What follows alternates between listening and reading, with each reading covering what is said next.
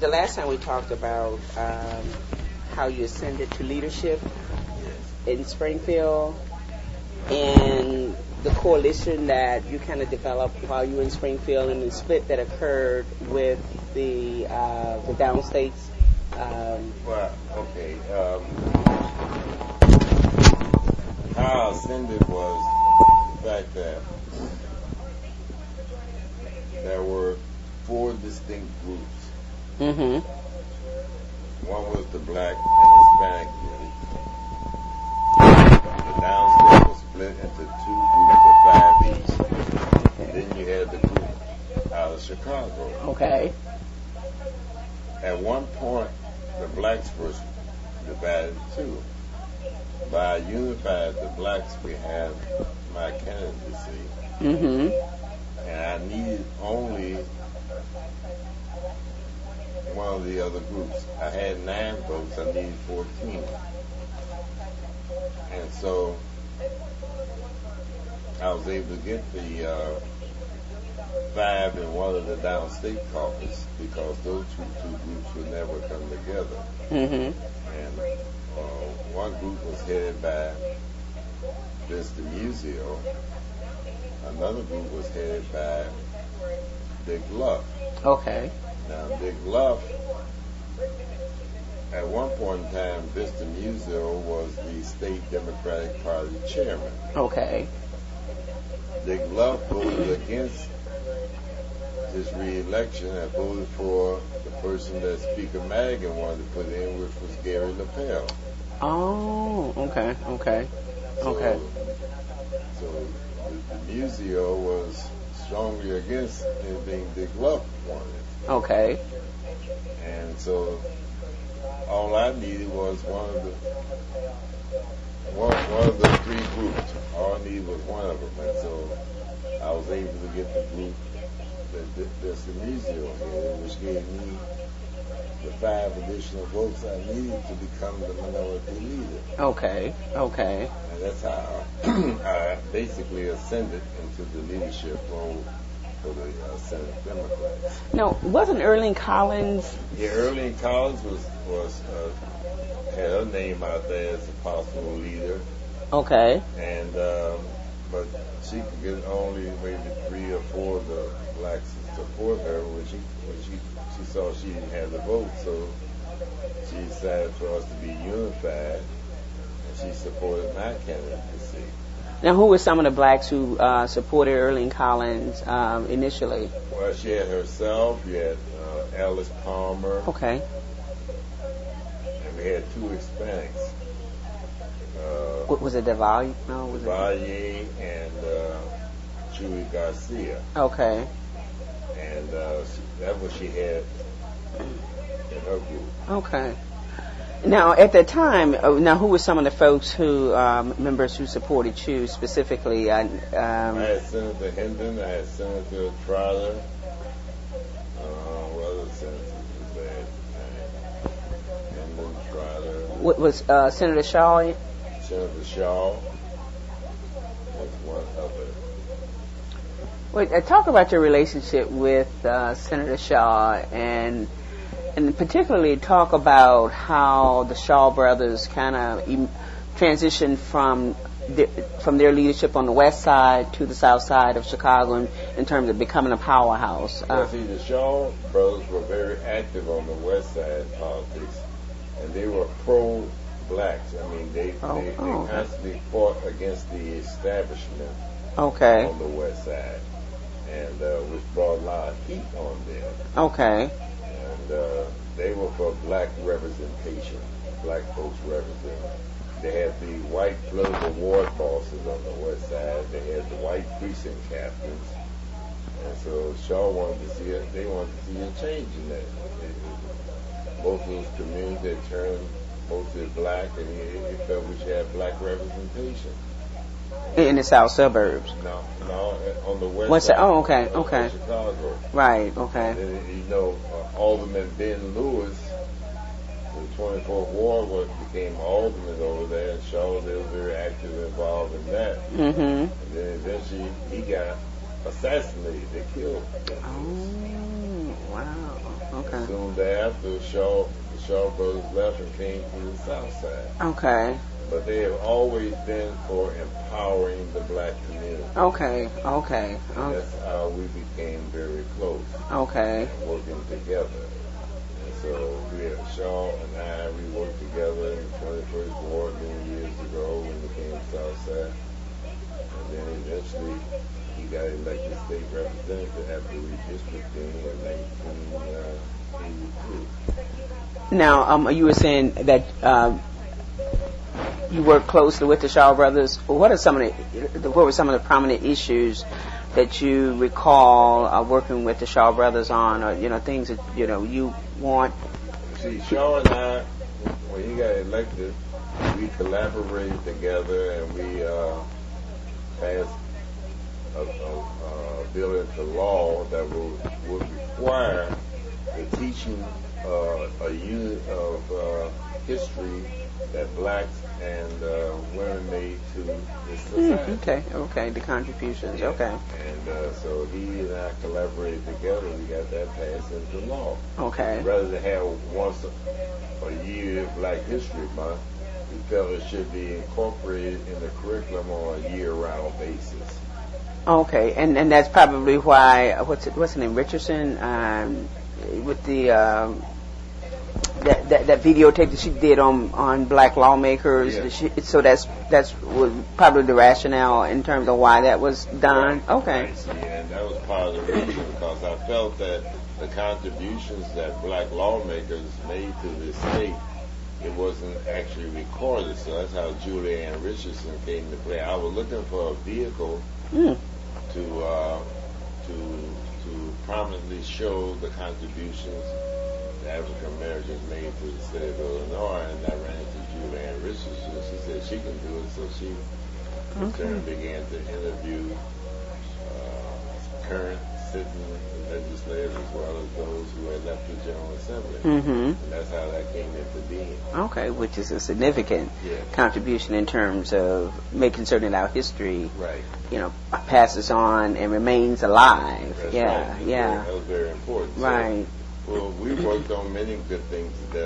He was in the House and I was in the Senate. Even the internship program, Shaw handled it in the House and I handled it in the Senate. Okay. That's how the current internship program came into being. And speaking of the internship program, how would you, because the funding is flat now, how would you envision making that program grow? Making it grow would mean that the university, through the Board of Higher Education, would have to, when they do those budgets, request additional funding. Okay. They have to request additional funding. I know you said it's flat. Yeah. It's only flat because of the request that came into the Board of Higher Education. Okay. And in fact, I'm working with Don Trotter to see that we can get more slots, because we're finding that students, as you said, they are staying in school and that's a great benefit to them, in terms of exposing them to careers that they normally wouldn't have the opportunity to do so. And especially, like I said, working in Springfield, because a lot of our kids just don't get those opportunities. So when the budget is submitted, the increase should be submitted in there. Then sit down with the Board of Higher Education and make sure that it's part of the budget, the increase that is necessary. Okay. And that's, like I said, I'm working on that right now. And talking about other kinds of relationships that you had and have with other like wards in the city, what has been your relationship like with the 19th Ward? Well, the 19th Ward, when I originally got elected, I ran in the 19th Ward, all the 19th Ward. Oh, okay. And so I had that political relationship for a number of years. But prior to my even being elected to public office, the 19th Ward used to cover the community that I grew up in, Morgan Park. Okay. You mean went all the way, east? East, yes. Okay. And see, my father was involved in the 19th Ward politics going back many years, and so I've always had that relationship. And so most of the elected officials that came out of the 19th Ward I knew them. Okay. And I've always had a relationship with the 19th. Okay. Right. Like the Sheens and the Hines and the long Joys. Long before they even came about. Oh, okay. I had a relationship. Fitzpatrick was the alderman at one time. One time you had Duffy, who was the Cook County Board president. Okay. And so it had a long history. Many of the city department heads and so forth came out of the 19th War. Okay. So it was a powerhouse many years ago, long before Tom Hines and George came along. Oh, okay. Yes. Okay. And talk about your relationship with Wilson Frost. Now, he wasn't part of the 19th No, he War. was part of the old 21st War and the 34th War. Okay. And after redistricting and the wars to make the wars for equal representation, so they created the new 34th Ward out there, and he was the alderman and committeeman. And I was his administrative assistant. Okay. And he became chairman of the finance committee when the late Richard J. Daley died. He was city council pro tem. Daley felt that he should be the mayor. Oh. And but that was nothing statutorily set forth to say who the mayor who would succeed in the event of death. Richard Daley. Okay. Right. And so we eventually changed that in the legislature. So he was an insider, more or less. Okay. Yes. Okay. And talk about your relationship with the late Mayor Daley. What? But the late Mayor Daley was also chairman of the Cook County Democrat Party. Okay. And the Cook County Democrat Party is what ran most of the ward committees belonged to the Cook County Democrat organization. Okay. And he was the one that was calling most of the shots. Okay. As it relates to elected officials. But see, we built our own organization out there, Wilson Frost and myself. Okay. And it was not what you call a hand-me-down type of organization. We built it ourselves. And through getting people involved and so forth, and everything like that. But Richard J. Daley was the boss.